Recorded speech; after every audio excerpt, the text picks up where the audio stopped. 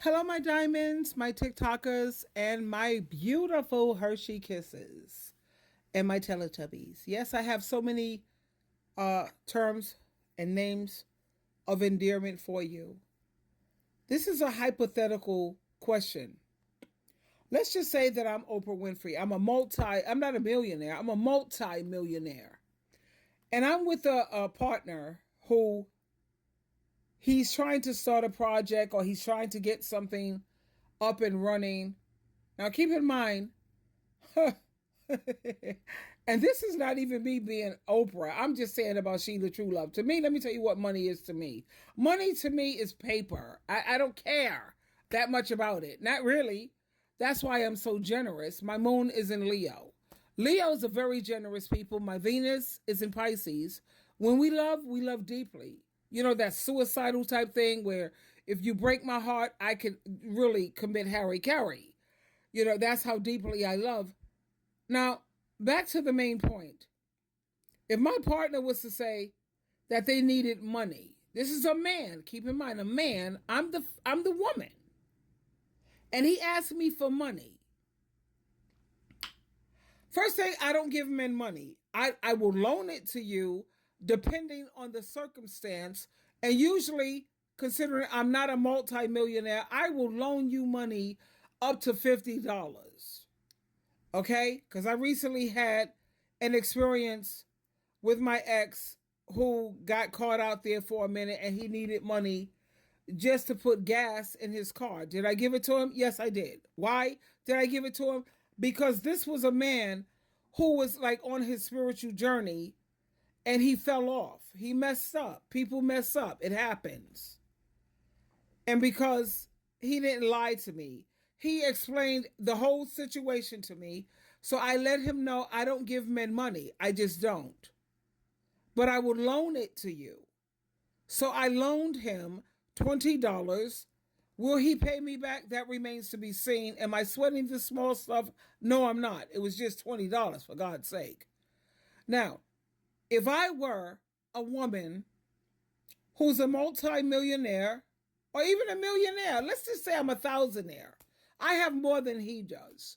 He tries to hit me up and ask me for money because he's trying to get something up and running. I have to let me tell you the kind of woman. Let me the broken wing syndrome. I've been in therapy. They've all diagnosed me with the same thing. Well adjusted. I am so well adjusted, and they said, Sheila, you love yourself incredibly, and that's very healthy. It's not like a narcissistic type love. It's not like a ego type love. It's a healthy thing. And they said that's very healthy. But what I need to learn to understand and realize is that everyone don't love themselves the way that I do.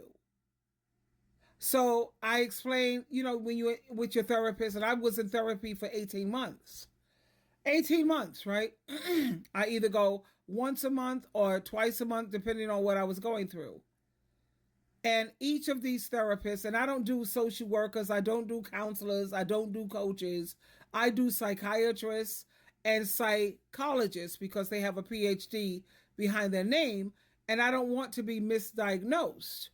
So they said that I suffer from the broken wing syndrome. That means that I see people who need help and I'm willing to base things off of potential instead of dealing with the person for, you know, they're supposed to be successful already. And I understood that. I didn't take offense. I said, you know what?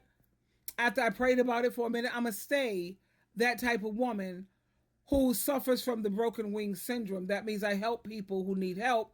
I'm not going to help nobody who have two broken wings. Their whole body is broken. Everything is just a mess. But what I will do is when I see that you have potential, that means you have one. The therapist said I suffer from a broken wing, not wings, plural. No, broken wing. That means that you working hard to do your best and sometimes you fall off. And the reason why I suffer with the broken wing syndrome is because I saw my mother. She didn't need no one to help her all the way through. She just was, you needed help. You know, she was filled with potential, and you could see that potential, and all they need is some help, and then they will take off and they will soar to the highest in the heavens.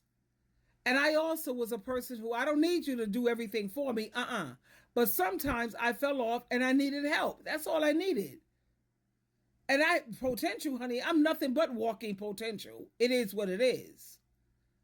So, of course, I helped out my ex-husband because that man is filled with potential. He just needs to oh my God, just recognize his strengths.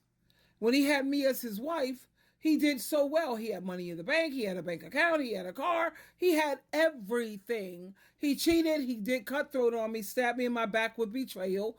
And I told you I'm one and done type of gal. Don't do that to me. So my point is, will I help out my partner? I'm a multi-millionaire, maybe even a billionaire, and I don't really give a damn about money. Not like that, not like other people. I don't give a damn because it's paper. And I keep thinking about all the people who had all this money, like Whitney Houston, Elvis Presley, the Beatles, Michael Jackson, etc., etc. Whitney Houston's daughter, Bobby, was left with stupid, crazy money. They had all this money, and what good was it? Let me tell you what I've noticed, because I have been in the position where I was a thousandaire. And being a thousandaire, let me tell you what I've learned. It makes life easier.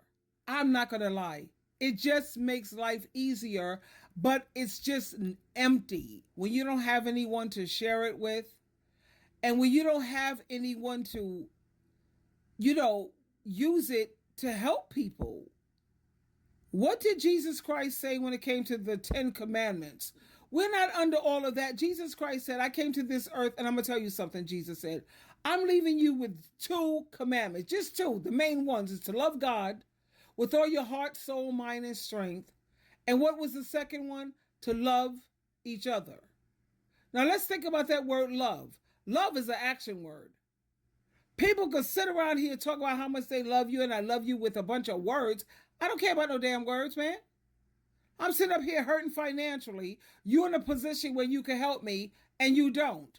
I'm not feeling the love. So like I said, to me, paper, money is paper. Let's compare that. Paper, human life.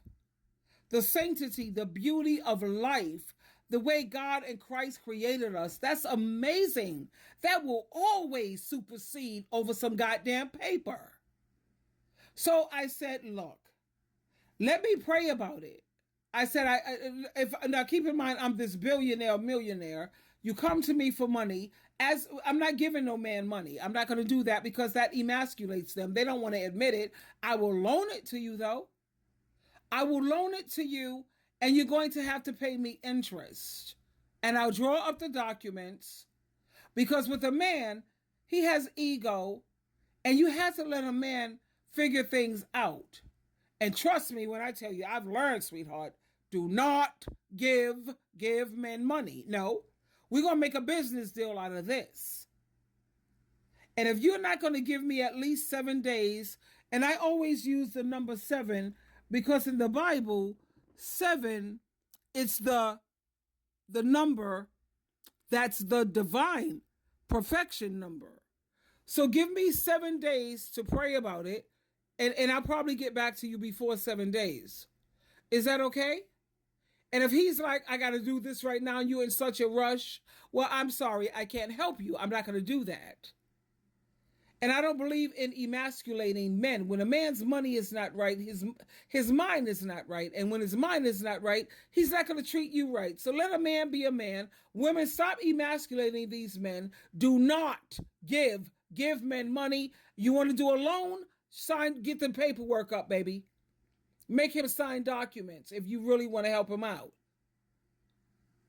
And if he's not going to give you time to pray about it, because like I told you, I'm married to Jesus Christ, honey. That's my husband. And I have to answer to the head over me. So give me time to pray about it, and I'll get back to you. I promise. Twinkle, twinkle, twinkle.